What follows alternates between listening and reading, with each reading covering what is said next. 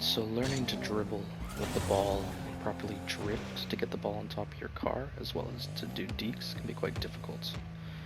To start, the main point is to drive alongside the ball, but you want to do it smoothly. As you'll notice here, I'm going to start tapping R2. It doesn't really work. You can risk getting in front of the ball and missing. Whereas when you're dribbling, what you really want to do is drive with a steady finger on the right trigger, accelerating.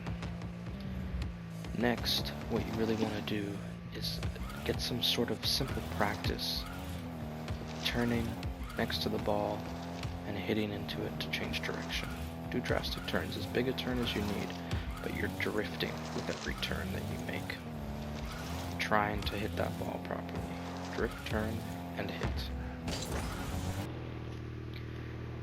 Next, what you really want to focus on is learning how to properly drift to maintain control. Now, if you focus on my wheels here, what you'll notice is that logically, if I'm overturning too far in one direction, I counter that by turning in the other. But this needs to happen quite quickly and rhythmically.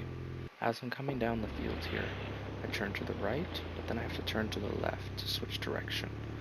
And by timing it, I'm moving forward, but with a sideways profile on the ball. And that's important, because when you let go of drift, your wheels will catch. So once you've got it down and you're doing it correctly, you'll notice this forward momentum that you're generating while drifting. Now the next step is learning how to drive alongside the ball on one side of it and to do mini periods of drifting while turning into the ball. So as you can see, what I do here when I let the ball approach the side of my car after driving alongside of it is I begin the drift and I let go of it. And this momentarily pops the ball on top of my car. You'll notice I turn a bit to the right when I'm done to stay on the side of the ball. That part there is very important. If I get the ball up on top of my car here, and then I immediately begin the next drift, the ball's just going to go flying off of my car. So as I drive alongside the ball, and I drift into it, the ball goes too far over your car, and you lose control. The goal is to stay on the side of the ball, constantly make readjustments in order to do so.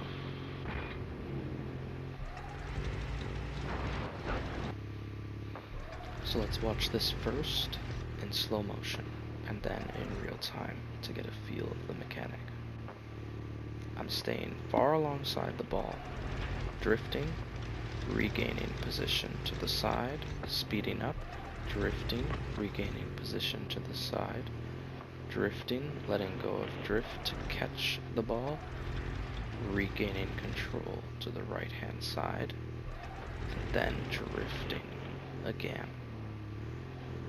This creates lift on the ball as the ball maintains its inertia and wants to move over your car, and in doing so moves up off of your car like a ramp. So here's that whole sequence again in fast motion. Stay to the right, drift, let go. Stay to the right, drift, let go. Stay to the right, drift, let go. Stay to the right, drift, let go.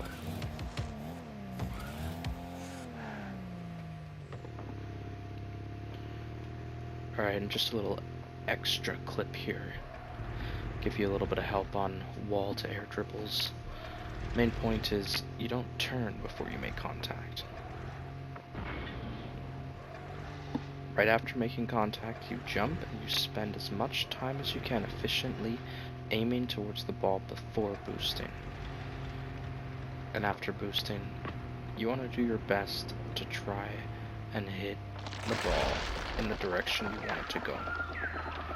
Now, I didn't get any height there. So the reason I didn't get any height is, one, I was level with the ball on my approach, as opposed to being underneath the ball. And two, because I was aiming downwards. as I was dribbling the ball. Partially to get it under the bar, but in any case, that's why I didn't get that satisfying carrying the ball feeling. Now here's another example where I'm trying to get a little bit more distance. Try and carry the ball as far as I can. Slow down to create separation before contact. Follow the same path as the ball, as you saw there. Immediately turn. Here you can see I'm under the ball. I'll show a separate angle afterwards. I get first touch low on the ball, and then I try and lean backwards to get under it. I realize I'm not under it enough, so I just carry through with the dribble. So let's run through this one more time, even slower speed. I'm further away from the net, so I approach at more of an angle, but I don't turn. I follow the same pathway as the ball, and as soon as I make contact, I jump and align myself. This is good position. I'm underneath the ball, but I'm moving upwards because of the momentum of my jump. So I'm aiming down to get that lower contact on the ball. I make contact, but I don't get enough height, which makes sense, too close to the ceiling.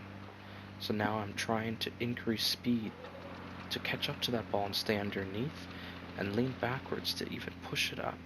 You could see there for a moment I almost did push it up, but it slipped. So I lean forwards to maintain the dribble, and if necessary, if a person is there to make the save, I'm ready to dunk it on them.